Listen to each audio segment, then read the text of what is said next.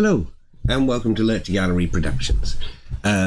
Today I thought we would just do a small quick build. I want to do some photos with the plane in the garden. I've not been able to get on with half of the stuff I wanted to due to lack of space, but I'm clearing out a shed and I'm tidying the garden, and hopefully I want to do some photos, plane and other bits and prop setup. So it's prop building that we're doing. Now I've already done a couple of different props that I'd knocked together. Nessie's been knocking them over as well, covering them in dust and her hair. I had knocked up a little Porco Rosso style old school phone. Sorry about the Nessie hair. That's her. She's particularly destroying everything at present. And chocks. Out of the scrap wood that I had lying around. If you're going to have a plane, you need chocks. If you don't know what chocks are, shame on you. Go find out what chocks are. You need them for the planes. Maybe not modern planes. They have brakes and things, but old planes didn't have brakes. So what we're doing today is, I thought we would make a Cooper bomb. It is like a First World War old school bomb. I'll put a photo up somewhere around here, but I had built a Cooper bomb, and I thought, whilst I do a few more of them, I would show you how I did it. What I'd found is skittles. Obviously you got to get the right size of shape. I've already locked the top off a load of these, and I got some others semi-through. But before I carried on building them, I thought you would like to see how I did it. So, dog's going crazy downstairs. I'll also probably use this to a degree somehow as the bomb rack on the plane, but we'll figure that out after. Various processes we go through with this. None of it particularly fancy or delicate with over too much measuring. So we'll start off by making a hole just below here. I mean, we can literally just lob it up like that, actually. Like I said, it's not anything fancy. Put biter away before it drains blood. Okay, well, we don't need this front piece, so we'll take that off too. There, it's gone. Do not worry about that anymore. It's fine, it's gone. Now, what I was doing with these is you basically want to cut it round so that you can make the bubble on the top. So, now that nicely fits over all of the spare cruddly bits that we didn't trim properly. So as to give us our top shape. Now what we need now is the wooden bit. One very cheap, very lightweight broom handle.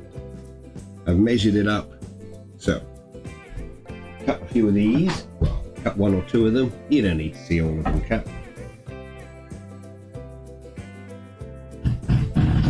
Am I using a vise or anything proper? No, I have an old rickety stool that I got from my grandparents about 8 years ago. It's like one of those workmates the Black & Decker used to do, but I don't know, not quite the same. Now, once you got this, you need to cross it, and then I was using, where's it gone? I had a nice metal piece around somewhere. Where did I put that? There it is.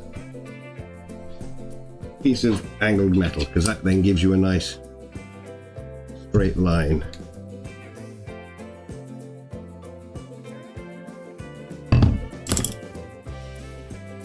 Throw that down there. Now, once again, in a very professional and not at all dangerous type way,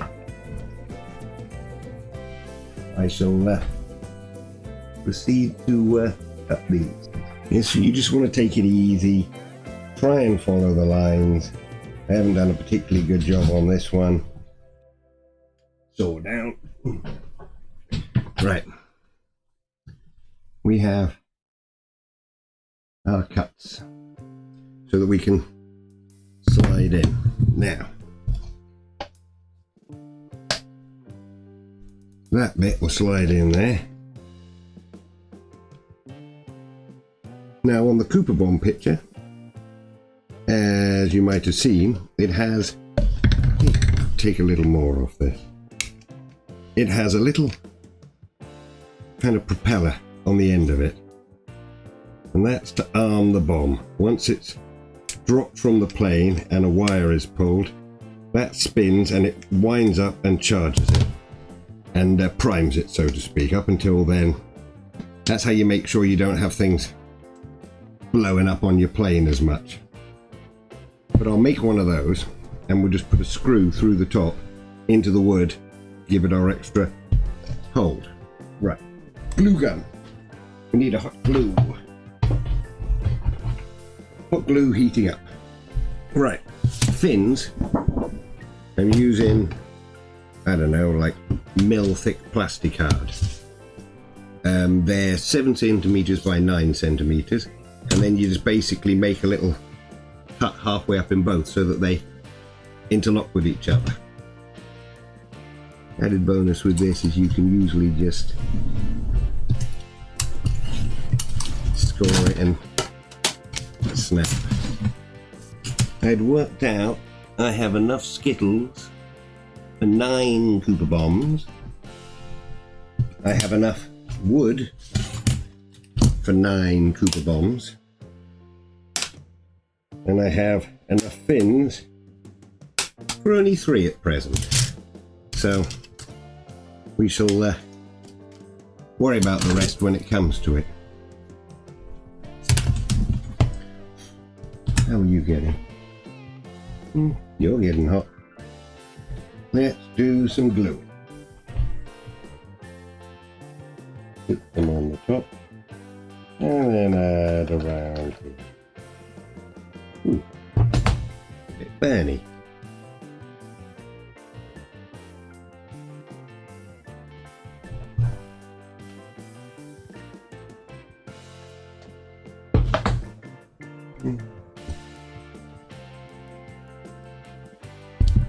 Back to the fins. Now we've got to take a little slice out of each. Now, since we've got to post it down in there, let's give this a bit of a sand.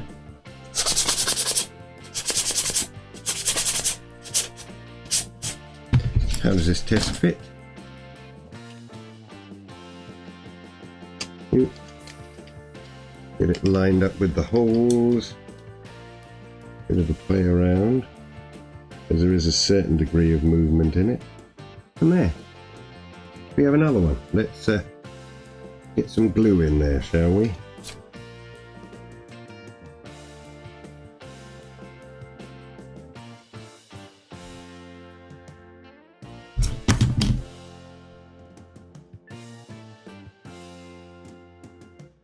Oh, dog's arguing downstairs. That is another one done. Now, you've got to sand it all up, because this is an arse to spray paint and get this paint to stick. So you've got to sand it all off, get a bit of a rough texture on it first, so the spray paint will adhere. But I shall pause for a second and do a little tidy, and I shall come back and take this one, which Blue Peter style I prepared earlier, and we will give it a quick coat of paint.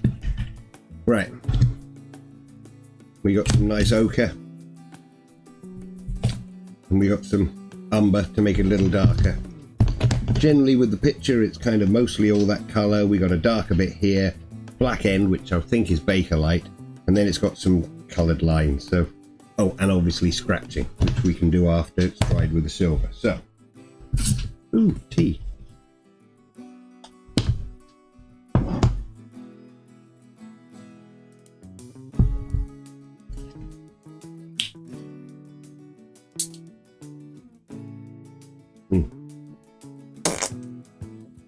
Good noises.